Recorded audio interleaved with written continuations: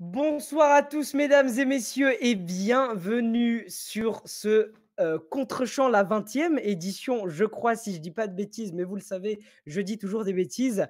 19 ou 20e émission, dans tous les cas, émission exceptionnelle, vous le savez. Je vous ai cassé les pieds, je vous ai dit, je veux le recevoir à tout prix, on fera tout pour. Et il a eu la gentillesse d'accepter et de nous rejoindre. C'est bien évidemment Vince. Enfin, du coup, les noms sont inversés en régie, si tu peux juste Ah inverser. oui, Exactement. Et non, ce n'est pas Vince, bien évidemment, c'est là, forcément, vous le connaissez, vous m'avez envoyé des messages, la voix du catch en France depuis plus de 20 ans maintenant, mais c'est surtout aussi un gros passionné de cinéma et on va en parler. On est avec monsieur Christophe Ajus. Christophe, comment tu vas? Eh bien, hello to you. Bonsoir Nexio, bonsoir Vince, ou devrais-je dire bonsoir moi. Merci de m'accueillir, ça va bien. Et vous, comment allez-vous? Mais ça va ça super va. bien et cette intro-là, de la voir en direct, je peux dire que ça fait plaisir à beaucoup de gens dans le chat et vous êtes nombreux dans le chat.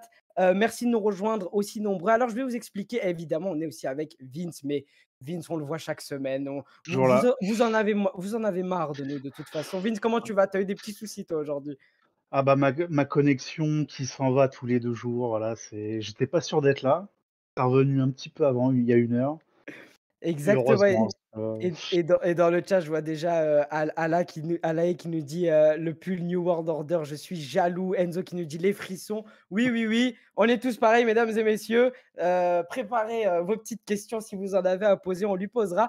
Je vais vous expliquer un peu comment, va se dérouler, l'émission. On va faire, voilà, 50 minutes, 1 heure, pas beaucoup plus. On va pas prendre, plus de temps. Il y a un gros programme aujourd'hui sur Galaxis, donc on va essayer de pas trop déborder. Mais du coup, vous le savez, d'habitude sur Contre-champ, soit on analyse un film, soit on fait un quiz, soit on fait une interview quand on a invité. Bah là, on va tout faire. On va tout faire. On va parler de Christophe, de sa carrière, bien évidemment, au cinéma, parce qu'il a une carrière au cinéma, il faut le dire. Et évidemment, on va parler de le cinoche, quoi, Christophe. Et on va parler, bien sûr, d'un film en particulier que, du coup, moi, j'ai découvert cette semaine, que je connaissais de nom, que je n'avais pas regardé. Je vous expliquerai pourquoi je ne l'avais pas regardé, d'ailleurs. Mais que, du coup, j'ai découvert cette semaine, qui a été une chouette surprise. Vince, toi aussi, tu l'as découvert cette semaine, du coup, on va en parler. Alors, Christophe, on va pas parler forcément catch tout de suite parce qu'on va en parler par rapport au film, mais on va pas parler de on sait, tu es le commentateur, tu es la voix de la T'arrêtes de nous WWE. faire chier maintenant. Non, On sait, on est au courant. pas du tout, au contraire, c'est juste que, il faut quand même préciser pour les gens que tu as quand même plein d'autres facettes qu'on peut découvrir notamment, sur ta chaîne YouTube, même si c'est beaucoup de podcasts de catch, mais tu en parles un petit peu aussi. C'est que, tu es un gros fan de cinéma et est-ce que là, comme ça, tu pourrais nous dire, depuis quand tu as eu cette passion un peu pour les films, pour le cinéma? Et quand est-ce que tu t'es dit quand ça a été ta première proposition pour soit tourner, je sais pas, dans une pub, un film, au théâtre, peu importe. Est-ce que tu peux nous raconter un peu ça? Alors quand tu dis gros fan, c'est à la fois par le physique, mais également par la Absolument pas. consommation que j'en fais. Si, si, évidemment, bon, surtout comparé à toi, on est tous gros. La terre entière est grosse, par rapport, à toi. Mais, je suis après je suis pas un gros fan, mais c'est vrai que je consomme énormément. Je regarde des films depuis tout petit, en fait, j'avais, la chance d'avoir Canal+, c'est comme ça que j'ai découvert le catch quand oh, j'étais plus jeune et Canal+ diffusait des films. Moi, c'était le rendez-vous avec, ma maman tous les dimanches soirs à 18 h. Il y avait le film familial, donc la comédie du moment, juste avant sa cartoon. C'était ma fin de dimanche, donc on se retrouvait à 18 h et on regardait, comme dit, c'était des films familiaux, comédies, enfin voilà, de tout public. Et puis depuis, j'ai toujours, regardé quasiment, un film par jour, depuis cette période. Après, tu parlais de propositions, qui m'ont été faites. Je crois que la toute première proposition, je pense que c'était aussi pour Canal+, c'était pour une mini-série, Catch-moi si tu peux. Donc OK. évidemment en référence au Catch mmh, Me If You Can. Mmh. Mais dans le monde du catch, c'était une comédie romantique. C'est à l'époque où Canal+ finançait, des jeunes réalisateurs pour leur première réalisation. Ils pouvaient faire une mini-série de 3 épisodes, je crois. Il y a eu plusieurs qui sont restés un petit peu connus. Celle-là, non, malheureusement, mais j'ai pu y participer avec Philippe Chéreau, mon collègue depuis toujours. Et du coup, ça c'était à peu près où dans ta carrière? Tu avais quel âge? C'était, si tu te Oula, souviens? franchement, je devais avoir 25 ans environ, je pense. Entre Ok, 20 et 25 ans dans ces eaux-là. donc t'avais déjà quand même commencé ta carrière de commentateur depuis 6 ans, si je ne m'abuse. Tu avais commencé à 19 ans à peu près. Et, 19 ans. et quand donc tu étais déjà pour le groupe AB, on est d'accord, hein, quand tu as commencé. Est-ce que quand tu vas travailler pour Canal, surtout que tu l'as dit, Canal, c'était le rendez-vous familial pour toi, le truc qui te permettait de regarder les films, tu te dis, ah c'est cool quand même, Canal m'appelle, je vais aller dans leur studio. Est-ce que tu vois une différence aussi entre les studios de Canal et les studios de AB? Est-ce que tu... Alors, Décris-nous comment ça se passe. écris-nous. Non, ben, en vrai, c'est pas Canal qui m'appelle. En vrai, je faisais un show de catch, parce qu'à l'époque, je faisais des shows de catch en France avec une structure française. Et c'est à la sortie d'un show de catch en Bretagne que je crois qu'il s'appelait Mehdi, ce jeune réalisateur, vient me voir et me dit écoute, j'ai gagné un concours, parce que c'était ça, il fallait envoyer un projet à Canal+, et tu étais choisi. Et c'était chapeauté par Bruno Gassio, qui était l'ancien célèbre auteur des Guignols. Et donc Mehdi vient me voir et il me dit ben, j'ai gagné ce truc. Bon, moi je connaissais pas à la base. Et je vais faire une fiction pour Canal et j'aimerais faire ça. Et en fait, j'ai jamais mis les pieds à Canal à ce moment-là, en réalité. On a tourné dans le nord de la France, comme souvent, hein, quand il y a des trucs de catch. On a tourné ça, je crois, ouais, du côté de Lille, Béthune, dans ces eaux-là. Et voilà, donc en fait, il n'y a pas eu de studio non plus. En fait, on a tourné ça dans une salle. Dans un premier temps, une petite salle pour les petites scènes, et après, avec la structure de catch, on avait organisé un vrai show de catch avec du public qui était également utilisé pour le tournage. Donc à la fois, il y avait des matchs qui n'étaient pas utilisés pour ce tournage, et à la fin, il y avait les héros de la série qui se mélangeaient aux vrais catcheurs, et tout ça était pour la série. Donc voilà. Mais c'était formidable de découvrir ça et puis de bosser avec Bruno Gassio, quoi, qui quand même... j'étais devant nulle part ailleurs quand j'étais gamin, les Guignols... connaissais évidemment Bruno Gassio, quoi. Tu m'étonnes, mais justement, Vince, toi qui es aussi plus de cette génération Canal+, parce que... Vieux, toi. Parce que, bon, c'est pas ce que j'ai dit, bien évidemment, mais c'est vrai que moi, par exemple, quand j'étais petit, Canal, c'était un peu le fantasme, c'était genre, il y a tous les films du cinéma qui sont sur Canal+, on n'a pas les sous pour acheter le câble, c'est encrypté, je vais essayer de voir qu'est-ce qui se passe, mais j'étais en mode, c'est un peu le Saint Graal. Aujourd'hui, on a les plateformes de streaming qui proposent mais un milliard de films, c'est plus du tout comme avant, il n'y a plus ce côté exceptionnel dans les plateformes. Aujourd'hui, il y a le CNC qui a un peu remplacé, je dirais, le côté, parce que tu nous parlais d'un concours tout à l'heure, je sais que le CNC en font aussi pas mal sur les jeunes réalisateurs en leur donnant un peu d'argent, mais ça se passe beaucoup plus sur Internet pour le coup. Et d'ailleurs, on va en parler d'Internet, mais juste Vince, toi, Canal, est-ce que c'était la même expérience pour toi quand tu étais jeune au niveau cinéma? Est-ce que les gros films, c'était sur Canal? Alors oui, les gros films, c'était sur Canal, mais malheureusement, j'étais comme toi, je n'avais pas Canal, je ne regardais que les émissions en clair. Ah oui, j'étais un bourgeois, moi. Je fantasmais sur le programme TV où je voyais tous les films que je devais attendre 3-4 ans pour les voir. Ah oui, c'était les délais dans le chat. J'ai vu Enzo nous dire la ICWA. Oui, c'est effectivement la structure que tu avais montée à l'époque, une structure de catch qui existe encore aujourd'hui, je crois, si je dis pas de bêtises. Et ok, du coup, je voulais parler aussi des productions de Internet, parce qu'on va revenir en troisième partie sur les Reines du Ring, mais tu as aussi tourné pour des acteurs du monde d'Internet. Donc, je pense à JDG, je pense à Cyprien. Attention, je préviens tout de suite, s'il y a un média qui décide de clip et de faire du hors contexte, ils auront affaire à moi. Voilà, parce qu'il y avait... Monsieur me stocke en vrai. Exactement. Tu suis ma carrière. C'est une référence à... En plus, il m'a écrit, Cyprien, le pauvre. Il a entendu un extrait, il a cru que je critiquais. Malheureusement. Bon, je t'en prie, termine. Oui, non, mais justement, j'allais te lancer sur ça. C'est que du coup, tu as pu tourner avec Cyprien pour... Donc là, c'était pas... C'était pour l'épopée temporelle. Si Exactement, c'est de l'audio, ouais. De l'audio, voilà, c'était une série audio avec beaucoup d'images. Je vous invite à aller voir. C'est très bien. D'ailleurs, il en sort un dessin animé, je crois. Il l'a adapté en dessin animé. Et, je suis quand même invité à la soirée de fête de la sortie des animés. Malheureusement, je ne peux pas me rendre parce que c'est à Paris et que je ne vis pas à Paris. Voilà, c'est le week-end. Enfin bref, mais bon, comme quoi, il m'a quand même invité. Donc merci Cyprien. Comme quoi les médias n'ont pas réussi à extrapoler plus que ça, on le remercie. Mais du coup, comment ça se passe quand c'est quelqu'un d'internet qui vient te voir?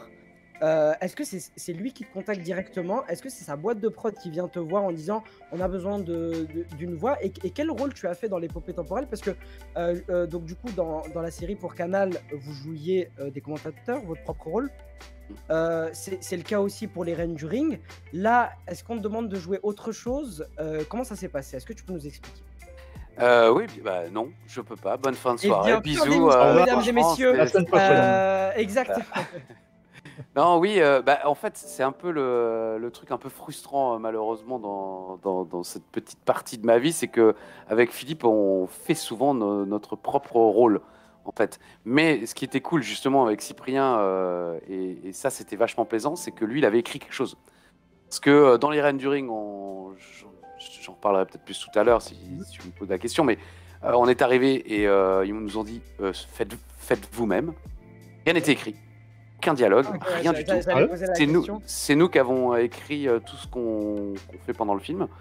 Catch-moi si tu peux, c'était pareil, plus ou moins pareil. Après, je m'étais un peu rapproché de Mehdi parce qu'on avait le même âge, le réalisateur, et donc on s'était vu plusieurs fois et on avait fait des réunions. Mais là, Cyprien, c'était écrit à l'avance, donc c'était cool de pouvoir se caler sur son texte à lui et sur ce dont il avait envie, finalement. Donc ça, c'était vraiment plaisant à faire. Et avant cela, quand même, c'est pas tout à fait Internet, mais c'était un peu Internet aussi, c'était du côté d'Ankama. J'avais eu la chance et le plaisir de faire J'irai loler sur vos tombes avec Monsieur Poulpe et Davy Mourier. Et ensuite, j'avais participé, et c'est là où je vais en venir, c'est que pour une fois, j'ai pas fait mon propre rôle. Il m'avait fait jouer dans Karate Boy. Okay. Et j'avais fait la voix off de la saison 2, je crois. Et il m'avait fait jouer un oracle.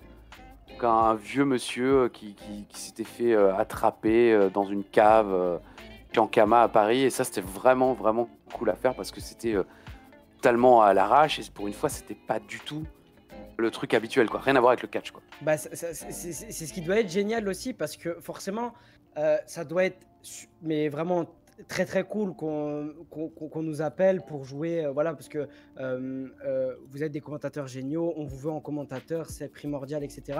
Mais c'est vrai que quand il y a un peu plus de créativité derrière, où on peut travailler le sujet, parce que du coup, il faut rentrer dans le personnage, forcément. Donc en amont, tu essayes de te mettre dans le rôle, d'essayer de voir un oracle, bah ok, non, alors là, non. Par contre, niveau organisation, Poulpe et Davy, ils te disaient rien, ils t'envoyaient pas le texte. Et en fait, ils te filmaient en plan comme ça, et l'autre tenait le texte. Tu lisais le texte pendant que tu étais filmé. Pendant que tu filmais. Okay, c'est comme ça que Karate Boy était fait. Bon, après, peut-être que pour les plus grands caméos qu'ils ont eu, ils faisaient peut-être plus... avec plus de préparation, mais je crois pas. Je crois que c'était vraiment leur manière de faire.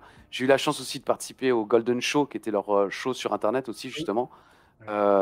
Et donc voilà, c'était une période assez cool, justement, où ils m'ont permis de faire des choses assez différentes. Et du coup, l'épopée temporelle, est-ce que tu as vu une différence entre tourner avec pour Karate Boy, du coup, et l'épopée temporelle? Est-ce que la manière de faire a quand même été différente? La production, etc., de manière générale?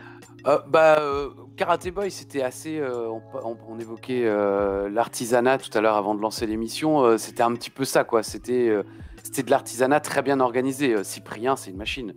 Cyprien, là, de toute façon, c'était de l'audio. Donc, on était dans un studio audio à Paris, un studio de son. Et il y avait un ingé son, il y avait un producteur. Et puis, il y avait la direction artistique assurée par Cyprien. C'est là où on comprend comment le mec a réussi, parce que il sait ce qu'il veut, il te dit ce qu'il veut, et il refait tant qu'il n'est pas satisfait à 100%. Et c'est extrêmement plaisant parce que tu sens que tu participes à quelque chose là où le mec, c'est important pour lui et ça compte, donc il y met tout son cœur et toute son âme, en quelque sorte. Et dans l'idée, est-ce que on a ce côté, c'est aussi professionnel que le tournage que tu as eu à Canal, par exemple? Genre, on voit pas de différence. C'est vraiment, c'est Non, la mais prod est c'était récent, hein, l'épopée temporelle. Donc Cyprien, il était déjà chef bien rodée. d'entreprise.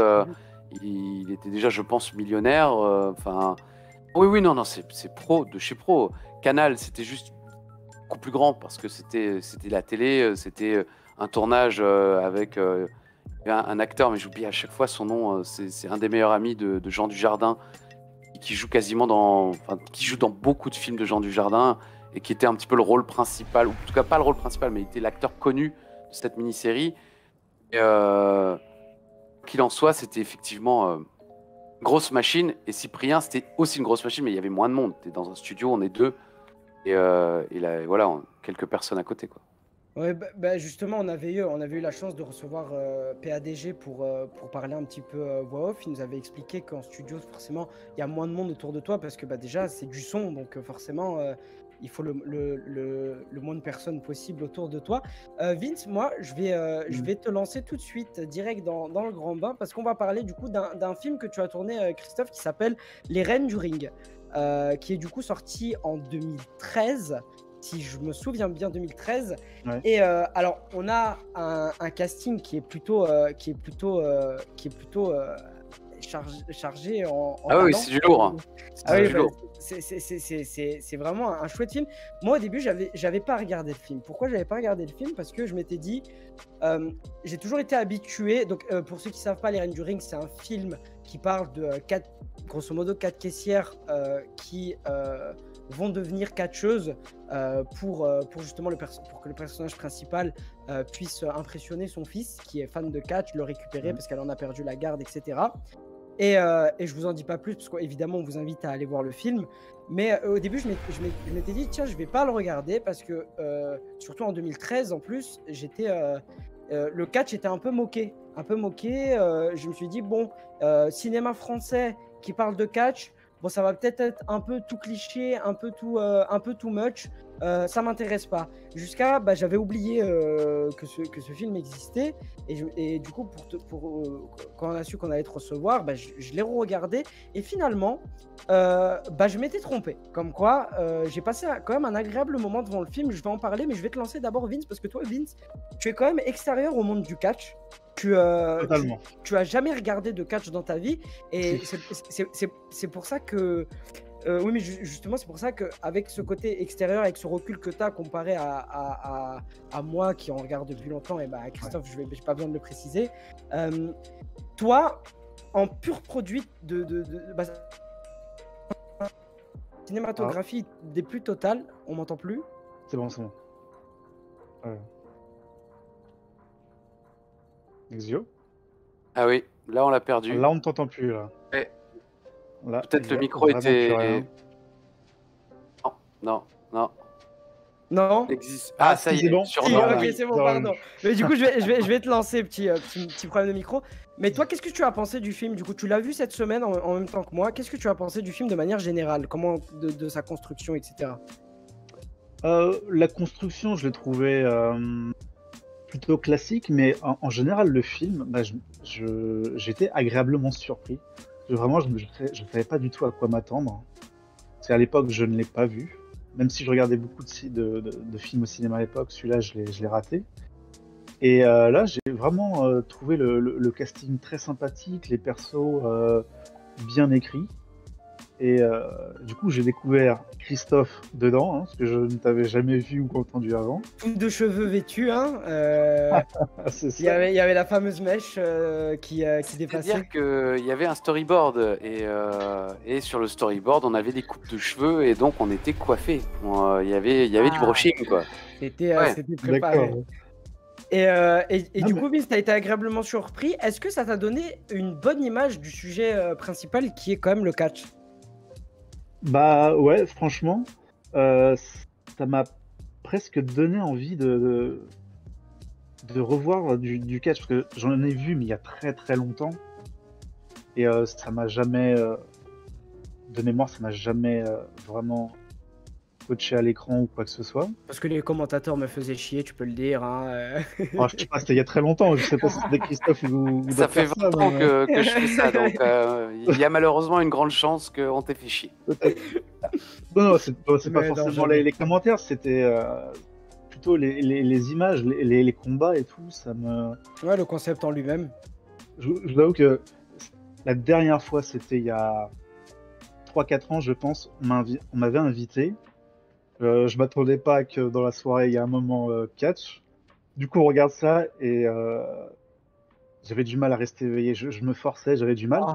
Mais là, en regardant le film, je voyais toute l'intensité que vous mettiez dans les commentaires et tout. Et en plus, il y a des petits mots très sympathiques, très drôles qui m'ont fait marrer.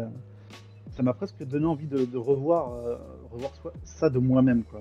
Ben, c'est ce que j'allais dire de manière générale. Le moment où Christophe, on te voit avec Philippe, donc forcément c'est pour jouer les commentateurs de catch sur une soirée. Quand je regarde le film, je me dis, je ne pense pas que ça a été écrit parce que on a l'impression que vous êtes c'est vous à la télé, quoi. Tu vois, genre c'est Ouais. le genre de commentaire. On a même 2-3 noms de prises qui Sunset Flip à droite, à gauche, machin. Et du coup, je me suis dit, j'allais te poser la question. Donc, tu nous as déjà répondu, grosso modo. Pas d'écriture. On vous appelle. Déjà, est-ce que vous n'avez pas passé de casting? On est venu vous chercher parce qu'on avait besoin de vous. Comment ça se passe les rendering de manière générale? Alors, effectivement, pour ce film, il n'y a pas eu de casting. J'ai fait un deuxième film. En fait, en 2013, j'ai fait les 2 films les moins vus du cinéma français. Denis. Mais là, je fais vraiment une apparition minuscule où j'ai passé un casting pour faire cette minuscule apparition avec Fabrice Eboué et Jean-Paul Rouve. Ok. Et les rendering. Alors, les rendering, moi, j'étais en vacances à Abidjan. Oui, il y a des gens qui partent en vacances à Abidjan, Oui, Antiquois, très amis chouette. ivoiriens qui nous regardent, Atiéké et Tilapia Braisé.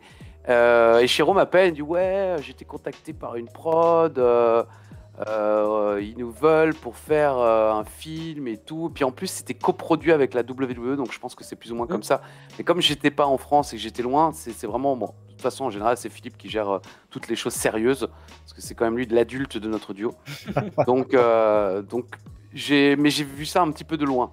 Et donc quand je suis revenu, quelques semaines après, c'était le moment du tournage. Donc voilà, c'est fait comme ça. Ils nous ont appelés et la WWE était dans la. Je sais pas si c'est la WWE qui a dit à la prod, nos commentateurs français, on les aime bien, ils ont le truc, ou si c'est la prod qui tout simplement était intéressé par nos commentaires, parce que je sais plus son prénom, mais Monsieur Rudnicki, qui était le réalisateur, Ouais.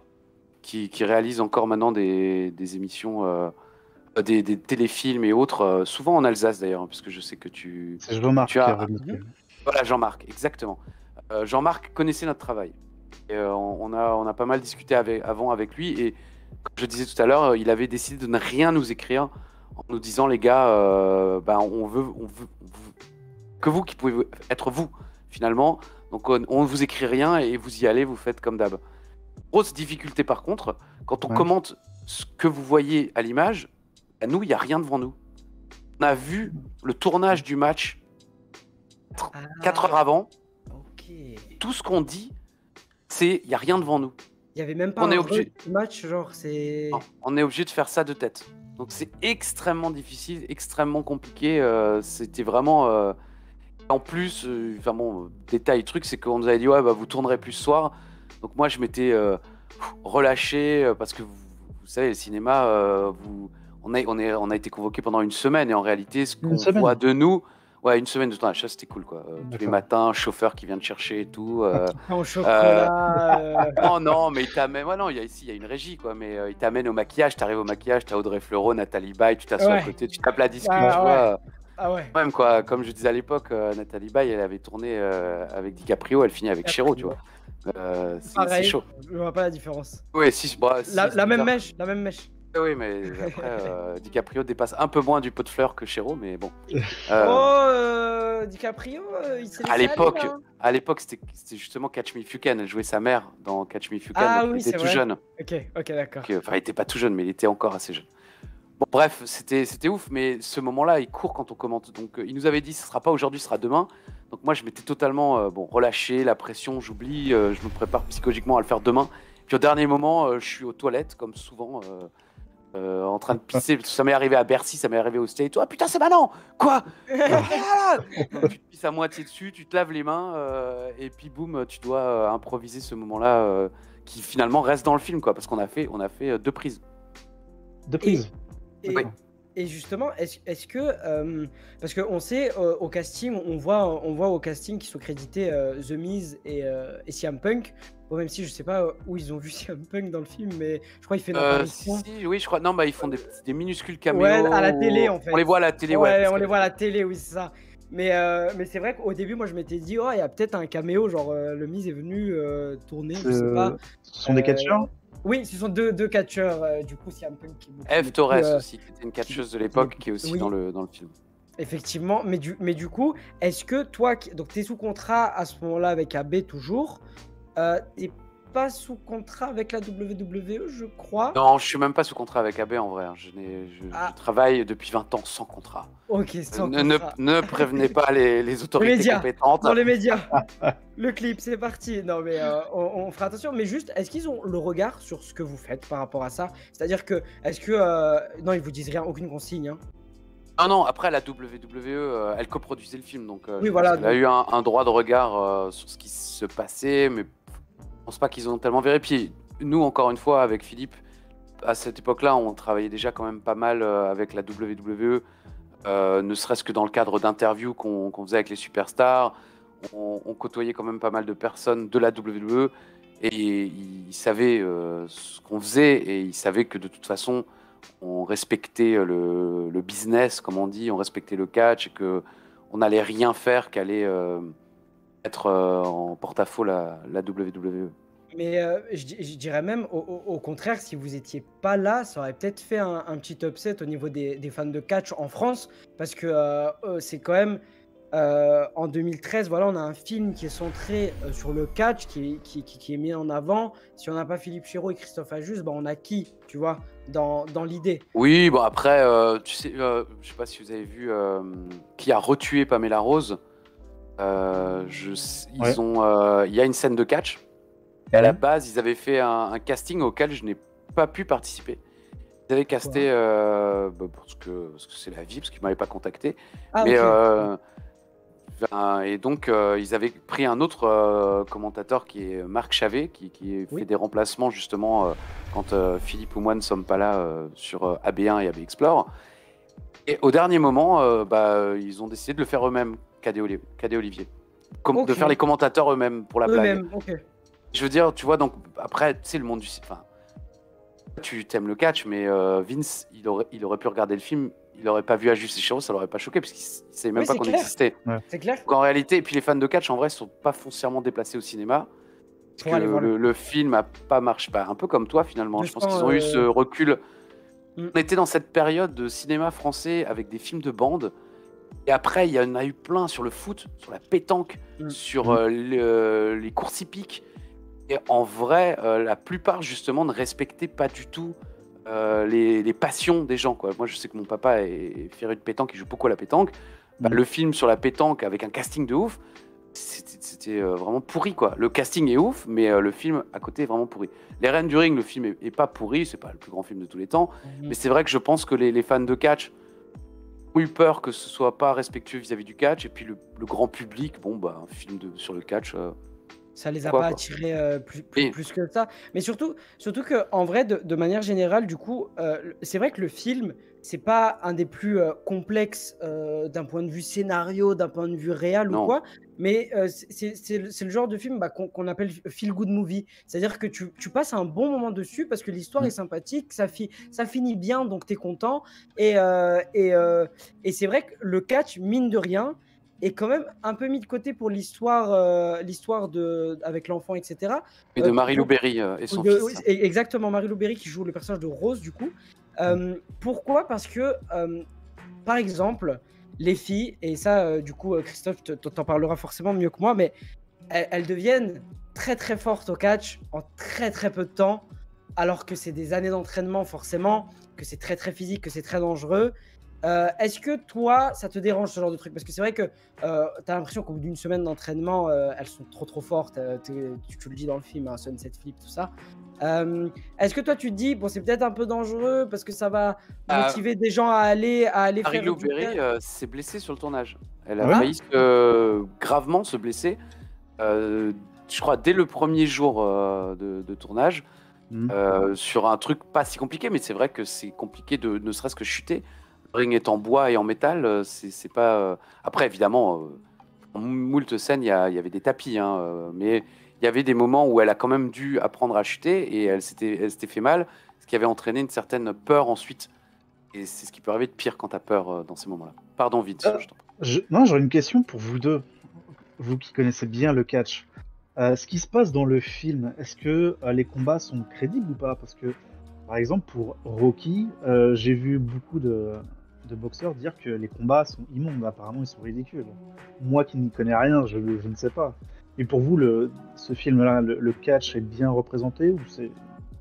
Je vais prendre la main, comme ça Christophe me corrigera si je dis des bêtises. Mais en vrai, contrairement à la boxe, le catch, c'est aussi l'avantage, et c'est pourquoi les gens comme moi aiment beaucoup, c'est que tu as cette liberté de...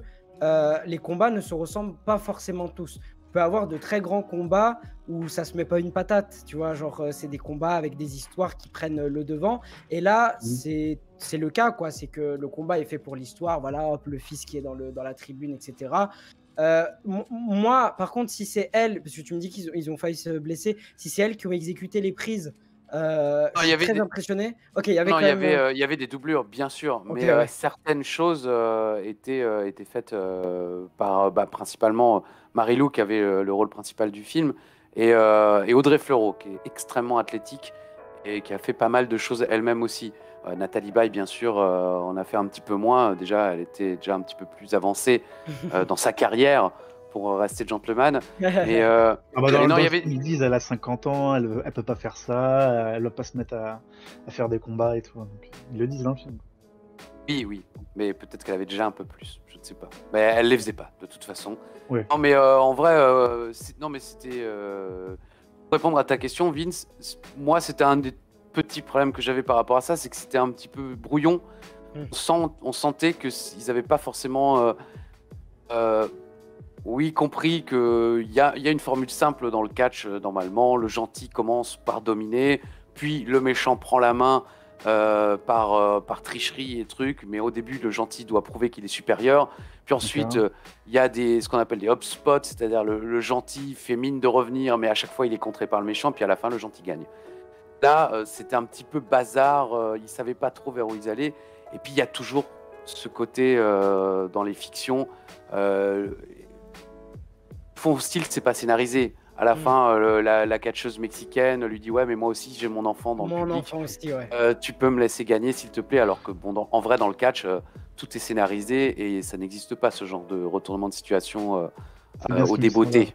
Bah, D'accord. justement, c'était un point que je voulais relever du film dans son écriture, c'est qu'à un moment donné, on a une sorte de show dans le gymnase avec les locaux. Et juste avant, on a du coup André Dussolier qui est d'ailleurs très bon dans le film, hein, qui tient Très bon acteur en général. ouais. Et Mais même, il tient à merveille son rôle c'est quoi, c'est Cœur de Lion, je crois, quelque chose comme ça. C'est ça, ouais. D'ancien ancien catcheur, coach. Richard Cœur de C'est Lion. ça. Et il leur dit, en fait, il les prend au début et il leur dit le scénario. Il dit alors là, elle va te taper, l'autre elle va rentrer, elle va te sauver et vous finissez comme ça. Sauf que après, ça, le côté oui, c'est scénarisé, mais oui, vous prenez quand même des risques physiques, parce que tu les prends quand même. Le mec, quand il saute de 20 mètres, tu peux mettre. Personne ne saute de 20 mètres, je te rassure. Jeff Hardy. Non, mais Jeff Hardy, il Non, sautait au mieux de 7-8 mètres. Mais bon, non, mais t'as raison. Mais il y a des Marseillais dans l'équipe. Exactement, il y en a beaucoup. Exactement. Ah non, pas cette remarque, parce que moi, en tant que Parisien, ça fait depuis 2 semaines, on me dit que je suis en train de devenir Marseillais comme eux, parce que je reçois que des Marseillais. Donc, s'il vous plaît, les Phocéens, laissez-moi un peu tranquille. Non, mais du coup, après, on arrive au match final à la fin, justement, où vous commentez, où t'as pas ce côté scénario, t'as l'impression qu'elles se battent vraiment et c'est ce que veut raconter le film. C'est en mode ah non, elles sont en train de se faire défoncer, puis elle arrive, les entrées sont superbes, les entrées sont très très drôles. L'entrée de Audrey Fleurot me fait beaucoup rire en Calamity Jane, tout ça. Nathalie Baye en Wonder Woman qui vole. Ça, elle l'a fait pour de vrai. Elle était vraiment suspendue dans la salle et à devoir rester comme ça, le bras devant, le corps droit. Je pense que ça devait être compliqué, quoi. Nous, on devait juste... C'est clair, mais c'est dingue. Mais du coup, et pendant le film, enfin pendant le combat du coup, qui est censé paraître réel, où c'est de la vraie bagarre, elle dit ouais non, laisse-moi gagner s'il te plaît. Ouais non, mais moi mon fils il est là aussi. Mais après, comme dit, c'était peut-être pas le propos principal du film de toute façon. Oh, bien sûr. De montrer le catch tel qu'il est. Je voulais juste revenir sur une scène, peut-être que tu réagiras dessus. C'est la scène de la boîte de nuit où elles utilisent ce qu'elles ont appris dans le catch pour se bagarrer en boîte de nuit réellement. Alors bien évidemment, ne faites pas ça chez vous, bien sûr, parce que c'est comme au judo. Déjà, d'ailleurs au judo, je crois que c'est interdit. Tu n'as pas le droit d'utiliser ça. Enfin, il faut pas quoi. Ça montre un peu quand même la mauvaise image de ça t'apprend à te battre pour l'utiliser dehors. Je sais pas ce que toi t'en as pensé de cette séquence-là, Christophe. Oh, bah, on est sur un film humoristique, on n'est pas sur un film noir. Tu vois, si c'était effectivement la Cité des Dieux, par exemple, oui. Non, mais là, il se revendiquait un petit peu de Monty, pas Monty Python, de Full Monty. Il se revendiquait un petit peu de cet humour social anglais. Je sais d'ailleurs plus qui a réalisé Full Monty, mais il le citait beaucoup dans les interviews à ce moment-là. Non. T'as dit qui Danny Boyle. Danny Boyle, mais c'est pas Danny Boyle. Non, c'est Peter Cataneo. J'ai regardé. Ah bon? Full Monty? De Full Monty, 1997, par Peter Cataneo. Je pensais que c'était un réalisateur plus connu. Et bon, on s'en fiche. Quoi qu'il en soit, non, c'est un film. Effectivement, c'est comme dans Karate Kid, le gamin fait le coup de la cigogne en dehors du truc. Enfin, ça fait partie du côté joyeux, quoi.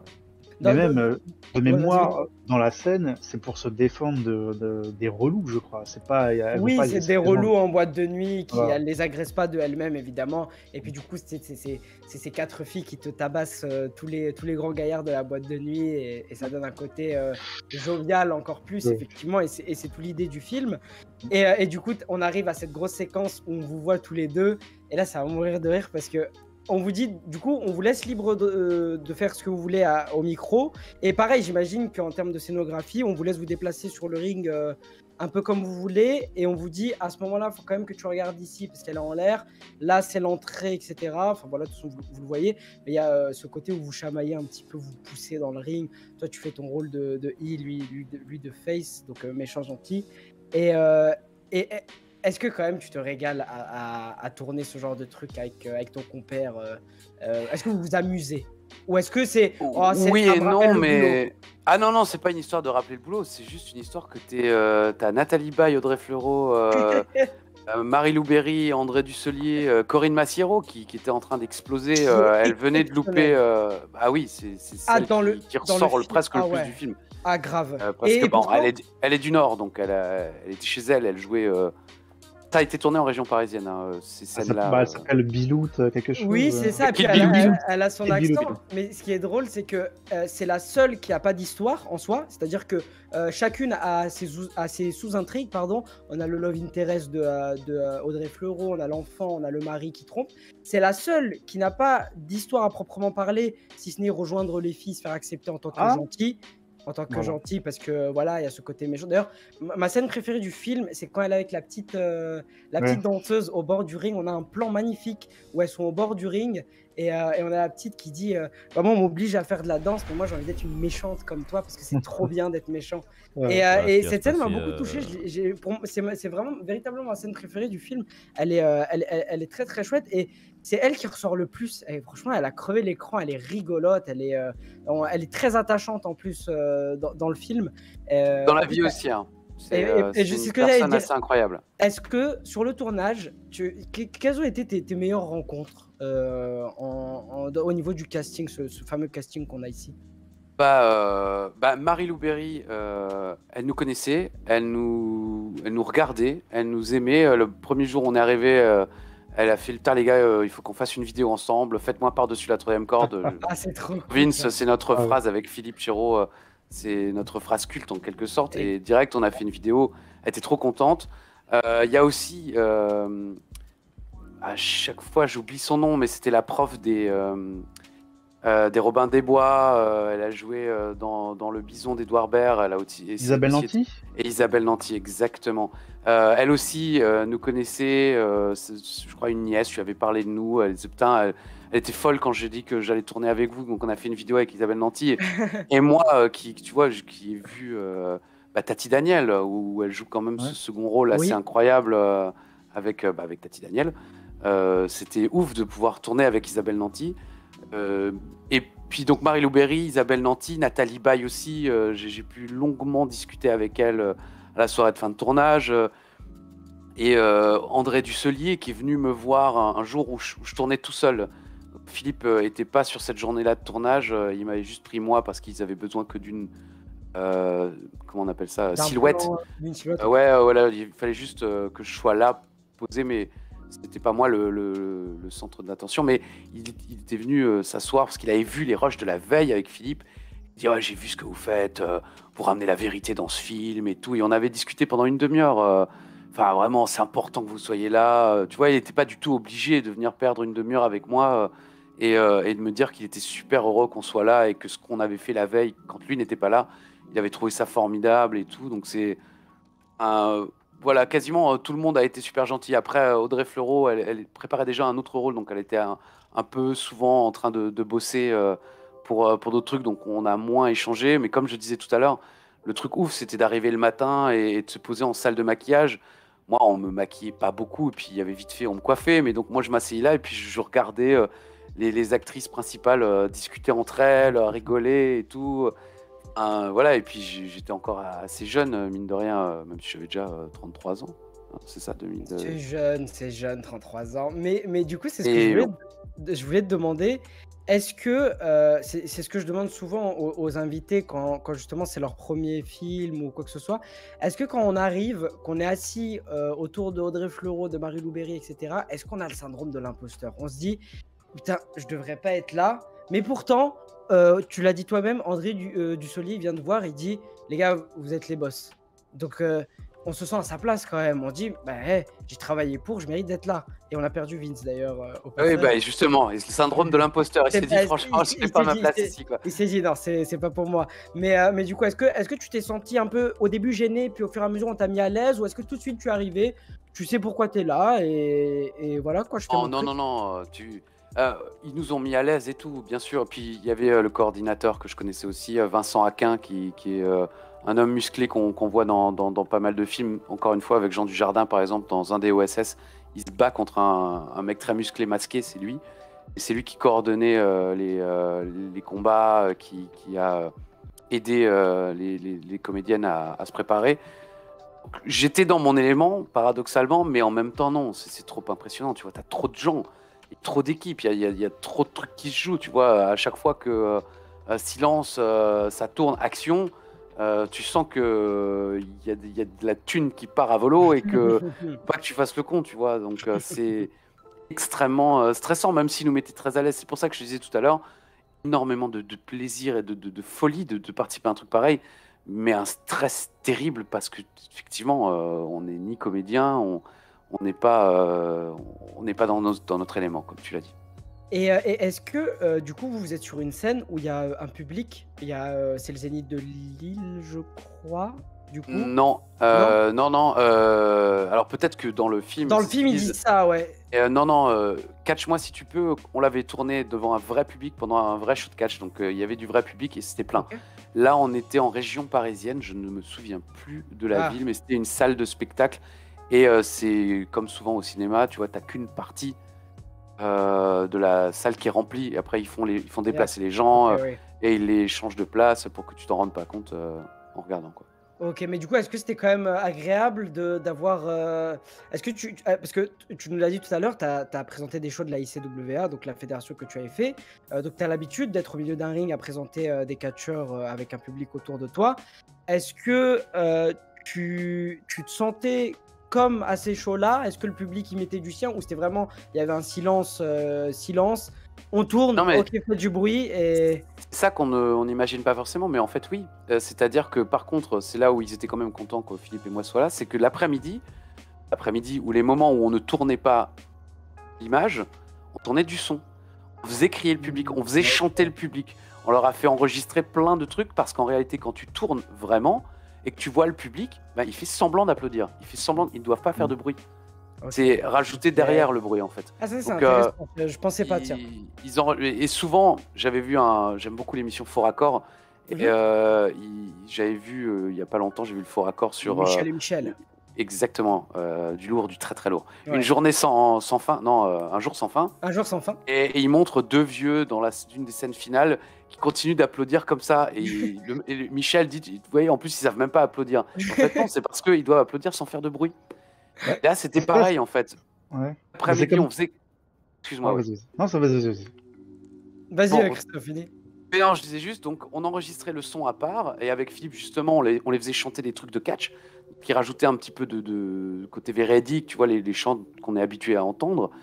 Et puis, quand il s'agissait de tourner l'image, bah, eux, ils devaient faire semblant, mais sans un bruit.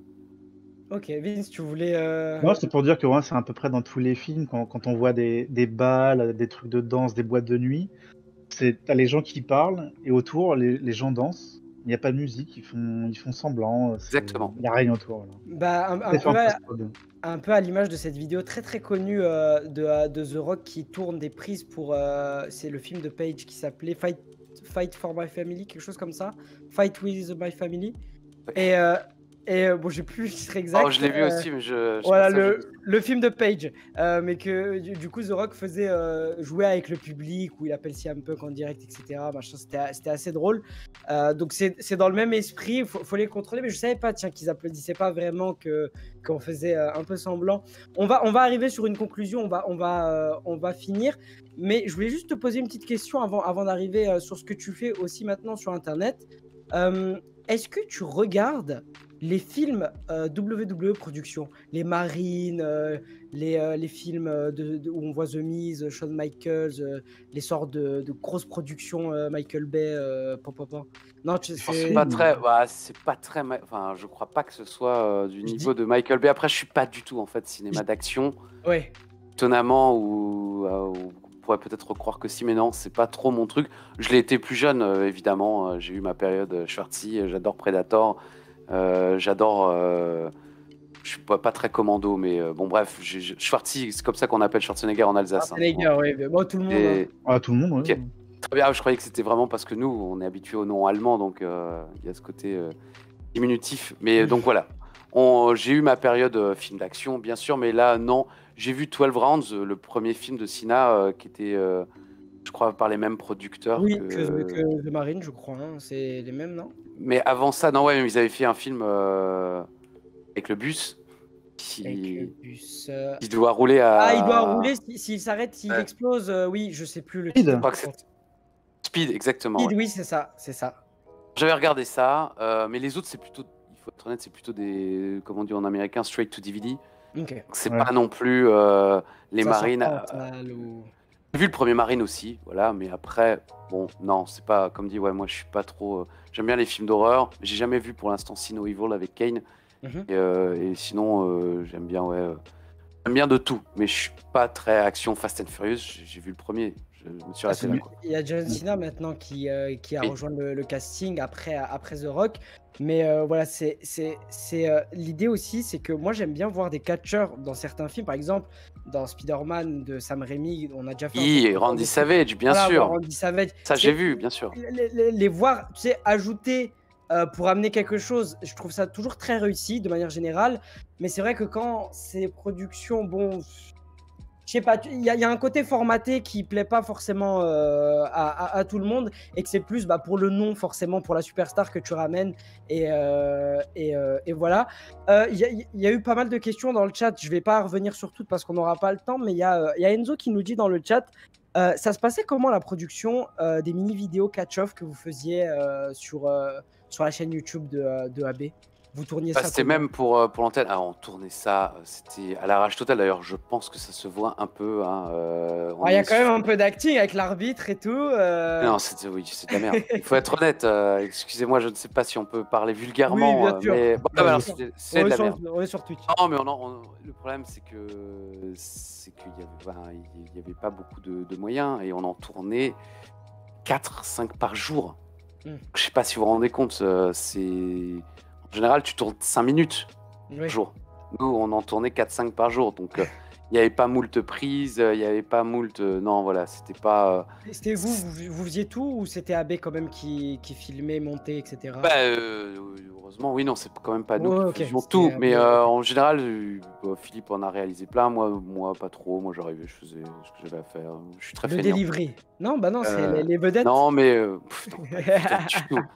Non, mais voilà, c'était fait vraiment assez à l'arrache. On n'en garde pas un souvenir impérissable parce qu'en plus, quand t'en fais autant dans la journée, t'as pas le temps de prendre du plaisir à ce que tu fais en fait. T'es tout le temps pressé, t'es tout le temps vénère, t'as pas dès qu'il y a un moindre truc qui va pas, tu sais que ça te fout en l'air toute la journée, donc c'était pas des moments forcément joyeux, quoi.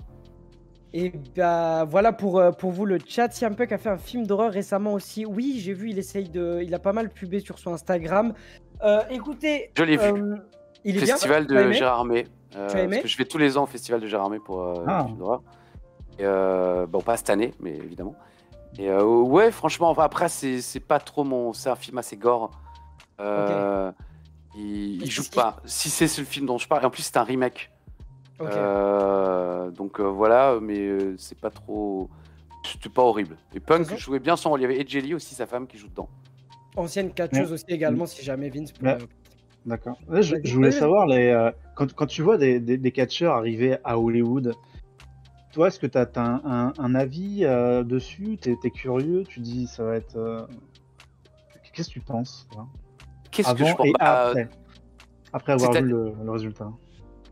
C'est-à-dire qu'il y a eu Hulk Hogan dans un premier temps, c'était pas la grosse joie. Il y a eu Roddy Piper aussi, qui est aujourd'hui décédé, mais qui a fait Day Live de Carpenter, que j'adore énormément comme film, où il y a un peu de bagarre, mais il y a aussi un petit peu ce côté.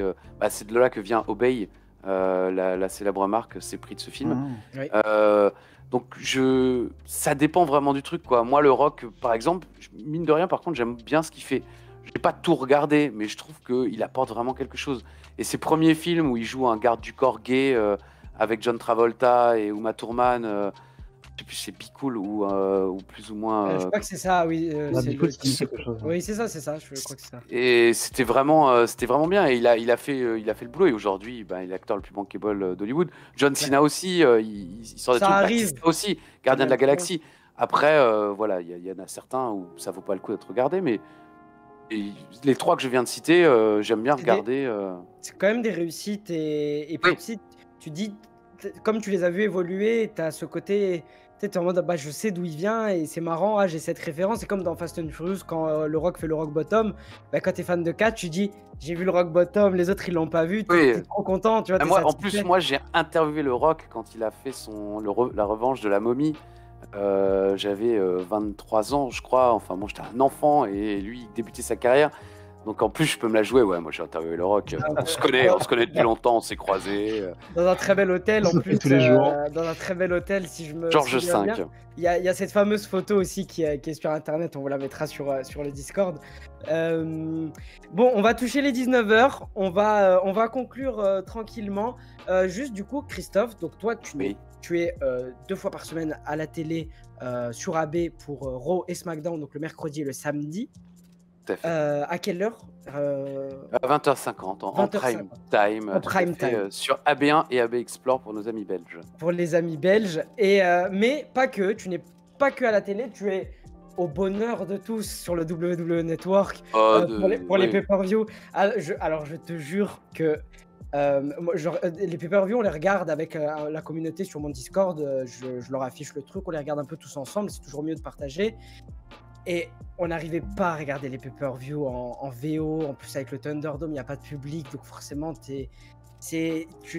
justement, tu manquais énormément à ça. Et ça fait plaisir. Et j'espère que ça va durer, qu'ils ne vont pas rechanger d'un coup d'un seul. Mais du coup, tu es aussi sur le WWE Network pour commenter les pay-per-view. Donc le prochain, c'est Money in the Bank le 18. 18, ok, ça marche. Et tu es aussi sur Internet. Du coup, tu as une chaîne YouTube qui s'appelle l'Univers d'Ajus. Il y a des liens qui vont pop dans le chat. Évidemment, allez vous abonner. Où tu fais un peu un format comme ça, un peu format de podcast, où tu reviens sur ta carrière dans une émission qui s'appelle La Cloche, mais pas que.